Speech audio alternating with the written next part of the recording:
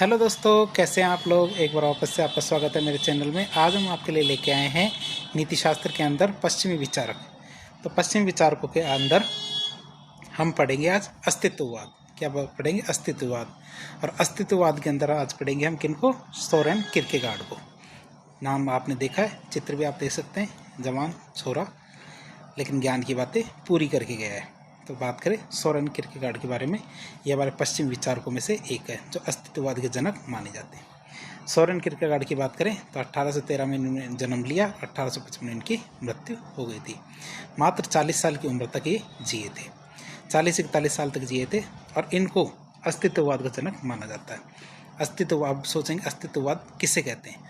अस्तित्ववाद का मतलब होता है कि कई तो कहते हैं कि हमें कैसा जीवन जीना चाहिए, क्या करना चाहिए, क्या नहीं करना चाहिए, जबकि हमारे सोरेन किरकेगार्ड इस तरह से सोचते थे कि भगवान ने हमें जीवन दिया ही क्यों है, ऐसे कौन से लक्ष्य है जिनको प्राप्त करना था हमें। तो इन प्रश्नों के बारे में सोचते थे कौन? सोरेन किरकेगार्ड। इसलिए उन्हें अस्तित्ववाद का जनक माना जाता है।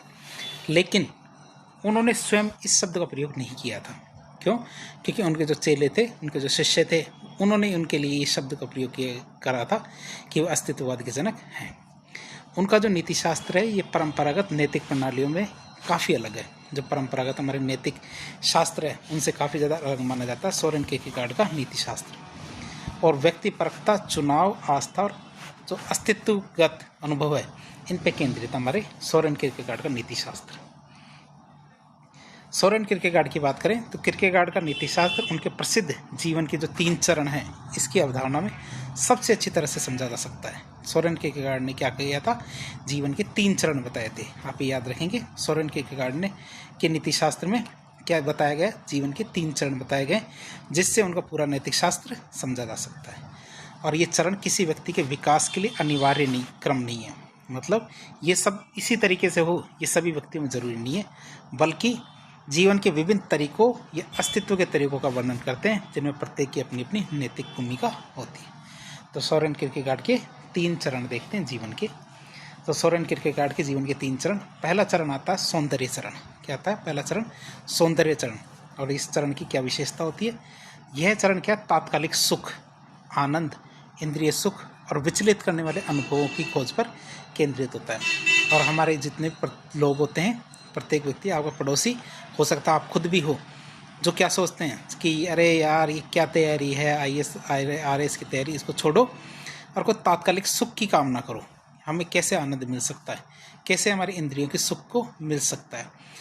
और साथ ही साथ जो हमारे जो लक्ष्य होते हैं उनको विचलित करने वाले अनुभवों की खोज करने लगते हैं कि ऐसा क्या करें कि पढ़ाई लिखाई को छोड़ करके कि आनंद उठाएं, आनंद लें। तो इनकी खोज पे केंद्रित होता है। तो हमारा पहला चरण है सौंदर्य चरण। और इसकी विशेषता ये होती है कि हम जीवन के मुख्य लक्ष्य है जिसके लिए हमने जन्म लिया है, उसको छोड़ करके हम सारे काम करने के लिए तैयार हैं। जैसे हम सुख प्राप्त करने, आनंद प्राप्त करने, इंद्रिय सुख प्राप्त करने, अपने लक्ष्य से विचलित होने वाले सारे अनुभव, सब कुछ प्राप्त करने के लिए तैयार है। इसमें व्यक्ति का क्षणभंगुर इच्छाओं, भावनाओं और उत्तेजनाओं के माध्यम से अपने जीवन को निर्देशित करता है। मतलब ऐसे कार्य करने लगता है जो कैसे हैं, आपकी तुरंत इच्छा पूरी होने लग जाए। जैसे शराब पी लिए, घूमने चले गए, मूवी देख ली, या फिर कोई ऐसा काम करने लग गए जिससे क्या है, आप अपने लक्ष्य से भटक जाओ। ठीक है, तो ऐसे काम करने लगता है व्यक्ति। अब बात करें नैतिक निहितार्थ की, इस चरण की बात करें नैतिकता की, तो इस चरण में नैतिक विचार गौण होते हैं। इस चरण में क्या होता है? नैतिक विचार गौण होते हैं। मतलब नैतिकता की बात नहीं की जा सकती। कोई व्यक्ति कहे मैं मूवी देख के आया हूँ, तो कहें कि इससे आपने क्या सीखा? कि इसमें तो मैंने कुछ नहीं सीखा। क्यों? क्योंकि इस चरण में नैतिक विचार क्या होते हैं? गौण होते हैं। व्यक्ति अपनी कार्यों के दीर्घकालिक परिणामों और दूसरों पर उनके प्रभाव पर कम ध्यान देता है। जो भी काम करता है वो ये नहीं सोचता कि इस कार्य का मेरे जीवन पे या दूसरों के जीवन पे दीर्घकालिक क्या परिणाम निकलेगा, इन चीज़ों पर वो ध्यान नहीं देता है। वह अपनी पसंद के लिए जिम्मेदारी से बचता है। क्या? वह अपनी पसंद के लिए जिम्मेदारी से बचता है। वह सोचता है कि जो मैंने काम किया है मैंने अपनी इच्छा से नहीं किया है, ये किसी और के कहने से किया है। और अक्सर ऊब और निराशा की स्थिति में समाप्त होता है। और ऐसे जो कार्य किए जाते हैं लास्ट में क्या होता है कि कोई खास मज़ा नहीं आता है। जो कहते हैं नहीं, अक्सर ऊब और निराशा के स्थिति में ये चीज़ समाप्त होती है। तो ऐसा काम करने के बाद व्यक्ति को क्या है, कोई खास मज़ा नहीं आता है। क्यों? क्योंकि कोई भी बाहरी अनुभव स्थायी संतुष्टि नहीं दे सकता। इसका मतलब है किसी और के कहने पे यदि कोई आप कार्य कर रहे हो, उस कार्य को करने के बाद आपको कभी भी आत्मसंतुष्टि नहीं मिलती है। यह एक तरह का अनैतिक नहीं है। यह एक तरह का क्या है? अनैतिक नहीं है। मतलब दूसरों के अनुसार, कहे गए अनुसार कार्य करना हमेशा गलत नहीं होता, बल्कि नैतिकता की अनुपस्थिति या उससे बचने की कोशिश है। क्यों? क्योंकि हमेशा आप ये सोचते हो कि मैंने ये वाला काम किया है, लेकिन हमने ये वाला काम अपनी इच्छा से नहीं किया है, ये काम मैंने क्या दूसरे की इच्छा से किया है। क्यों? क्योंकि हम अपनी इच्छाएं और अपने जो फैसले हैं उनसे बचने की कोशिश करते हैं। व्यक्ति अपने जीवन को एक कलाकृति के रूप में देखता है, लेकिन इस कलाकृति में कोई नैतिक या सुसंगत उद्देश्य नहीं होते। ये पहला चरण है जीवन का, और वो कौन सा? हमारा सौंदर्य चरण। इसमें क्या है? हम जो तुच्छ और जो कम समय के लिए जो हमें आनंद दे सकता है उन चीज़ों के पीछे भागते हैं। दूसरा चरण आता है हमारा नैतिक चरण, एथिकल स्टेज। इस चरण की क्या विशेषता है? तो इस चरण में व्यक्ति के सार्वभौमिक नैतिक नियमों, सामाजिक जिम्मेदारियों और समुदाय के प्रति जो अपने कर्तव्य है इनको स्वीकार करता है। इसमें क्या है? वह खुद के लिए नहीं, दूसरों के लिए जीने का प्रयास करता है। क्यों? क्योंकि इस चरण में व्यक्ति के सार्वभौमिक नैतिक नियमों, सामाजिक जिम्मेदारियों और समुदाय के प्रति जो उसके कर्तव्य है उनको स्वीकार करता है कि मुझे ये काम करने हैं। व्यक्ति अपनी कार्य के लिए जिम्मेदारी लेता है। व्यक्ति क्या है? अपने कार्य के लिए जिम्मेदारी लेता है और एक सुसंगठित जीवन जीने का प्रयास करता है। क्या करता है? एक सुसंगत और सुसंगठित जीवन जीने का प्रयास करता है। अब बात करते हैं इसके नैतिक निहितार्थ की। तो यह चरण क्या है? यह चरण व्यक्ति का सुख से आगे बढ़कर सार्वभौमिक नैतिक सिद्धांतों और सामाजिक अपेक्षाओं के अनुरूप कार्य करने के लिए प्रेरित करता है। यह चरण क्या करता है? व्यक्ति का सुख से आगे बढ़कर, कि मतलब कि मुझे सुख मिल रहा है या नहीं मिल रहा, लेकिन सार्वभौमिक नैतिक सिद्धांत मतलब समाज के जो नैतिक सिद्धांत वो पूरे हो रहे हैं कि नहीं, इस पे ध्यान देता है। सामाजिक अपेक्षाएं पूरी हो रही है नहीं, इस पे ध्यान देता है। मतलब खुद के सुख से बजाय दूसरों के सुख पे ध्यान देना शुरू करता है। विवाह, काम और नागरिक कर्तव्य जैसी प्रतिबद्धता इस चरण की विशेषताएं होती है। क्या विवाह, काम और नागरिक कर्तव्य जैसे समाज के प्रति जो हमारे कर्तव्य होते हैं उनको इस चरण में विशेषता दी गई है। व्यक्ति के सामाजिक मानदंडों और नैतिकता के नियमों का पालन करके अपने जीवन को अर्थ प्रदान करता है। इसमें क्या करता है? व्यक्ति सामाजिक मानदंडों और जो नैतिकता है इनके नियमों का पालन करके क्या करता है? अपने जीवन को अर्थ प्रदान करता है। हालांकि किरकेगार्ड का तर्क यह था कि यह चरण भी अपनी सीमाओं के साथ आता है। क्या? इस चरण की भी कुछ सीमाएं होती हैं। सार्वभौमिक नैतिक नियम हमेशा व्यक्तिगत अस्तित्व की जटिलताओं को पूरी तरह से संबोधित नहीं कर सकते, और वे व्यक्तिगत सार्वभौमिक से परे कुछ नैतिक संघर्षों को हल करने में विफल होते हैं। तो जैसे समाज के में भी क्या होते हैं? कई ऐसे मामले होते हैं जिनमें क्या है कि संघर्ष हो जाता है, और ये चरण क्या करता है? उन संघर्षों को दूर करने में सहायता नहीं करता है। फिर तीसरा चरण आता है हमारा कौन सा? धार्मिक चरण, द रिलीजियस स्टेज। इस चरण की क्या विशेषता है? यह सोरेन किरकेगार्ड के लिए मानव अस्तित्व का सर्वोच्च और सबसे जटिल चरण है। यह क्या हमारे सोरेन किरकेगार्ड के लिए मानव अस्तित्व का सर्वोच्च और सबसे जटिल चरण है। इसमें क्या व्यक्ति अपने आप को ईश्वर के साथ एक व्यक्तिगत और व्यक्तिपरक संबंध में पाता है, जो अक्सर क्या सार्वभौमिक नैतिक नियमों से को भी पार कर जाते हैं। जो सार्वभौमिक नैतिक नियम होते हैं इनसे भी व्यक्ति ऊपर उठ जाता है, और जो ईश्वर है उसके साथ फेस टू फेस एक तरह से व्यक्तिगत और जो व्यक्तिपरक संबंध में खुद को पाता है। अब इसके नैतिक निहितार्थ की बात करें तो इस चरण में व्यक्ति को कभी कभी नैतिकता का टेलियोलॉजिकल निलंबन करना पड़ता है। मतलब इस जगत से ऊपर उठ के बातें करनी पड़ती हैं। तो पहले वाले चरण में, सौंदर्य चरण में तो क्या हुआ था कि व्यक्ति केवल खुद के बारे में सोच रहा था। दूसरे वाले चरण में क्या हुआ था? नैतिकता वाले चरण में व्यक्ति क्या खुद से हट के दूसरे मतलब समाज के बारे में सोच रहा था। तीसरे वाले चरण में अब समाज से भी ऊपर उठ गया है, अब वो ईश्वर पे आ गया है। मतलब टेलियोलॉजिकल जो निलंबन है ना, उससे ऊपर उठ गया है। इसका सबसे प्रसिद्ध उदाहरण है इब्राहिम का अपने पुत्र इसहाक का बलिदान करने का ईश्वर का आदेश। तो इसमें सबसे अच्छा उदाहरण क्या दिया था हमारे सोरेन किरकेगार्ड ने, कि हमारे जो ईश्वर है, तो ईश्वर ने इसहाक, इब्राहिम है, उसको आदेश दिया कि यदि तुम मुझसे प्रेम करते हो तो मेरे लिए तुम अपने पुत्र का बलिदान दे दो।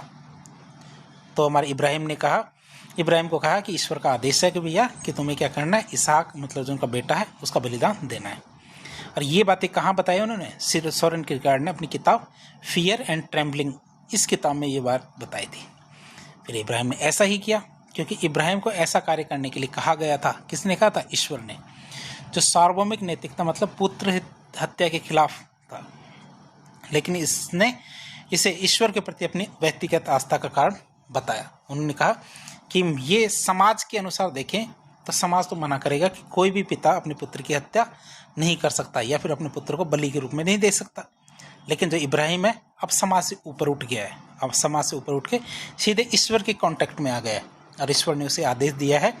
तो अब वो सामाजिक नियम है उनसे ऊपर उठ चुका है और सामाजिक नियम कहते थे कि पुत्र की बलि नहीं देनी, लेकिन ईश्वरीय जो आदेश है उसमें तो ये ऐसा किया जा सकता है। तो इब्राहिम ने ऐसा ही किया और अपने पुत्र इसहाक का बलिदान दे दिया, मतलब अपने पुत्र इसहाक की बलि दे दी। तो इस चरण में विश्वास की छलांग लगाता है व्यक्ति। क्या करता है? विश्वास की छलांग लगाता है जो तर्क या सार्वभौमिक नैतिकता से परे होती है। जो क्या होती है? तर्क या सार्वभौमिकता की नैतिकता से परे होती है, मतलब इस समाज में जो नैतिक नियम होते हैं उनसे भी परे हो जाती है इस चरण के अंदर, मतलब वो विश्वास की छलांग लगाता है। यह एक व्यक्तिपरक, गहन और व्यक्तिगत संबंध है जो व्यक्ति को ईश्वर के साथ पूर्ण समर्पण की ओर लेके जाता है। ये क्या करता है? हमारे व्यक्ति को ईश्वर के साथ पूर्ण समर्पण की स्थिति में लेके जाता है। सोरेन किरकेगार्ड का तर्क है कि इस चरण में व्यक्ति को अक्सर चिंता, डर और कांपना का अनुभव होता है। क्यों? क्योंकि वह अपने चुनाव की विशालता और उसमें निहित जोखिम होते हैं उनसे अवगत होता है, जिसमें सार्वभौमिक नैतिकता को पार करने की संभावना भी शामिल होती है। तो इस तरह हमने तीनों नियम देख लिए हमारे सोरेन किरकेगार्ड के। अब हम देखेंगे सोरेन किरकेगार्ड के नीतिशास्त्र की क्या विशेषताएं हैं। विशेषताओं की बात करें, पहली विशेषता आती है व्यक्तिपरकता और व्यक्तिगत चुनाव। सोरेन किरकेगार्ड के लिए नैतिकता किसी अमूर्त प्रणाली या वस्तुनिष्ठ नियमों का पालन करने से नहीं आती, बल्कि व्यक्ति के गहरे आंतरिक चुनाव और प्रतिबद्धता से आती है। तो उनका एक नारा था, सत्य व्यक्तिपरकता होती है। दूसरी विशेषता आती है अस्तित्वगत चिंता और निराशा। तो मनुष्य की स्वतंत्रता और उसे लगातार चुनने की आवश्यकता के कारण उत्पन्न होने वाली चिंता और निराशा उसके दर्शन के केंद्र में है। क्या? उसके दर्शन के केंद्र में है। ये भावनाएं व्यक्ति को अपने अस्तित्व की गहराई को समझने में मदद करती है।